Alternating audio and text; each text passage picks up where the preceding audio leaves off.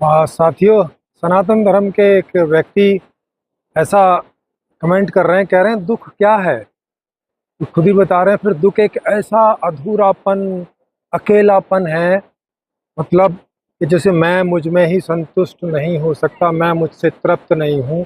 इस बात को ये अधूरापन, अकेलापन और इस उसी को ये दुख कह रहे हैं। इस कमेंट में आप पढ़ेंगे नीचे तो अब आप खुद ही सोचो कि हमारा दुख, अकेलापन, अधूरापन ये है, या हम जो चाहते हैं वो होता नहीं है, वो है। माने हमारी इच्छा की पूर्ति नहीं हो रही है, वो अकेलापन है। वो वो दुख है कि ये है कि मैं अकेला हूँ। नहीं, कभी आदमी अकेला अच्छे मौज मस्ती में होता है, डिपेंड करता है। और फिर वो कह रहे हैं कि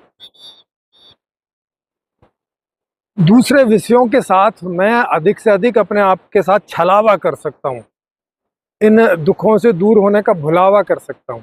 अब बताओ, मतलब इन्हें ज़िंदगी नहीं समझ में आ रही है कि भाई जीवन ही ऐसा है कि जीवन में हमारे शरीर में से चीज़ें खाली होती रहती हैं और उन्हें भरने में मज़ा होता है। पानी की कमी हुई तो प्यास लगी तो पानी पिया तो एंजॉय आया, मज़ा आया।